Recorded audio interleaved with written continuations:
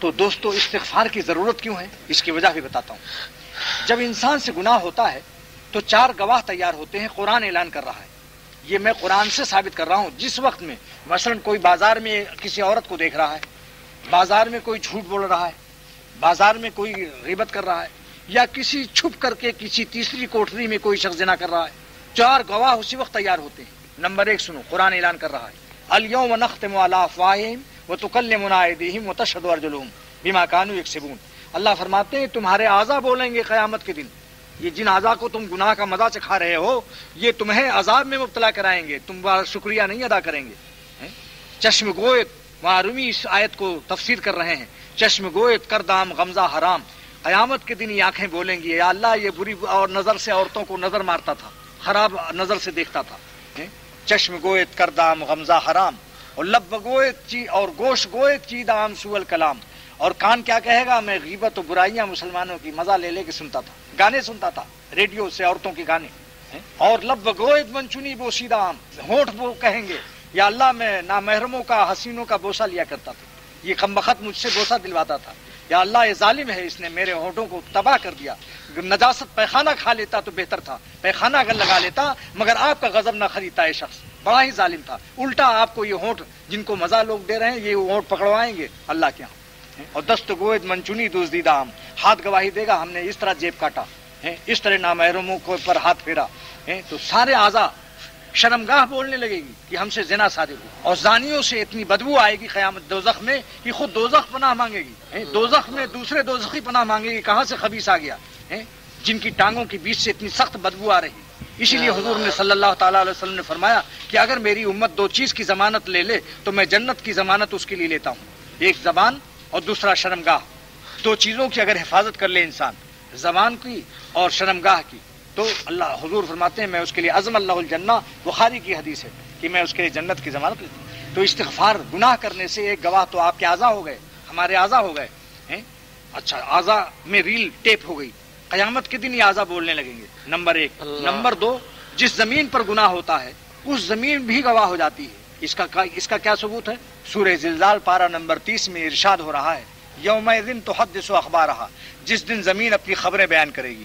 صحابہ نے پوچھا یا رسول اللہ صلی اللہ تعالی وسلم یہ زمین کیا خبریں بیان کرے گی؟ آپ نے فرمایا زمین کے اوپر جو اعمال ہوتے ہیں وہی اعمال ٹیپ ہو رہے ہیں، یہ زمین بولنے لگے گی قیامت کے دن، وہ زمین کہے گی یا اللہ اس نے میری پیٹھ پر زنا کیا اور یہ بدماشی کی، یہ خباثت کی، اور جس نے سجدہ کی سبحان اللہ پڑھا، آنسو گرائے۔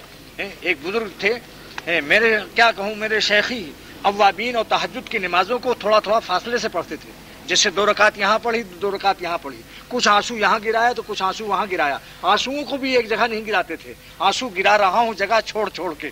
وہ تو میں نے پوچھا کہ حضرت یہ کیوں ایسا کرتے ہیں آپ؟ فرمایا کہ زمین گواہی دے گی تو میں بہت سے اپنی نیکیوں پر گواہوں کی تعداد بڑھا رہا ہوں۔ میں نے سمجھا حضرت کی باتیں ہیں بزرگی کی، مگر بعد میں نے دیکھا امام محمد علامہ مبسوط کی کتاب ہے جو علامہ شمس الدین سرخسی رحمۃ اللہ علیہ نے 15 جلدوں میں لکھی ہے، اور الحمدللہ میرے پاس بھی ہے۔ اس میں انہوں نے لکھا ہے کہ جب انسان فرض نماز جب ہو جائے جماعت سے تو منتشر ہو جاؤ، امام صاحب بھی اپنی جگہ چھوڑ دیں تاکہ گواہ نیکیوں کے تعدد، شواہد میں تعدد پیدا ہو جائے، شواہد خیر یعنی نیکیوں کے گواہوں میں تعداد بڑھ جائے۔ لہذا حضرت شاہ عبد الغنی صاحب اوابین یا کوئی نفلیں پڑھتے تھے، 2 رکعت جہاں پڑھتے تھے وہاں سے تھوڑا سا ہٹ جاتے تھے تاکہ مختلف زمینیں ہمارے لیے گواہوں کی تعداد بڑھ جائے۔ تو دوستو کئی گواہ ہو گئے؟ 2 گواہ ہو گئے نا۔ ایک تو زمین بولے گی، زمین کو وہ گواہ اللہ پیش کر دیں گے، یہ زمین بولے گی اس زمین پر اس نالائق نے مجھ سے سینما دیکھا، اس نالائق نے اس زمین پر یہ گناہ کیا وغیرہ وغیرہ۔ تیسرا کیا ہے؟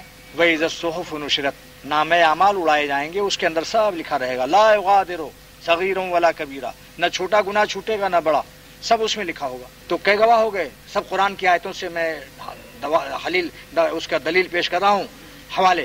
3 گواہ تیار ہو گئے، اور چوتھا کیا ہے؟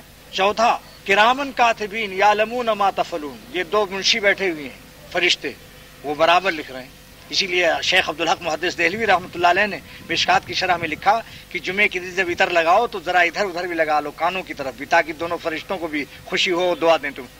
یہ دونوں فرشتوں کی رعایت ہے۔ فرمایا عطر جب لگاؤ، شیخ عبدالحق محدث دہلوی رحمۃ اللہ علیہ لکھتے ہیں، اچھا پہلے یہ مرید نہیں تھے، آزاد قسم کے تھے، یہ عالم خشک ظاہر، ان کے ابا نے بڑے ولی اللہ تھے، ان کے باپ نے ان کو خط لکھا جو حیات شیخ عبدالحق میں نے خود پڑھا، خط لکھا کہ پسرم ملائے خشک نہ ہموار نباشی، خشک ملا نہ رہو.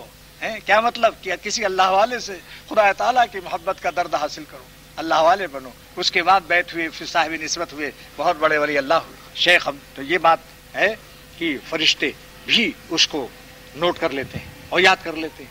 تو یہ چاروں گواہ جب ملزم کی حیثیت سے پیشی ہوگی قیامت کے دن، آپ کتنے ہی انکار کرے گا انسان ہے، لیکن یہ چاروں گواہ پکڑوا دیں گے، چاروں گواہ پکڑوا دیں گے. اور سب سے پہلے تو یہ اعضاء ہی بولیں گے، زبان پر تالے لگا دیں گے. اللہ میاں الیوم نختم علی افواہہم. دوستو عقل کی بات ہے کہ اگر آپ کسی کو کوئی مزہ چکھائیں تو کچھ آپ کا شکریہ ادا کرے، کسی وقت آپ کا مدد کرے. یہ اعضاء الٹا آپ کو مقدمے میں پھنسائیں گے. یہ بہت بیوقوف گدھا انسان ہے جو اپنے اعضاء کو اللہ کی نافرمانی کا مزہ چکھاتا ہے اور پھر یہی اعضاء اس کے خلاف گواہی دے کر اس کو دوزخ میں ڈلوا دیں.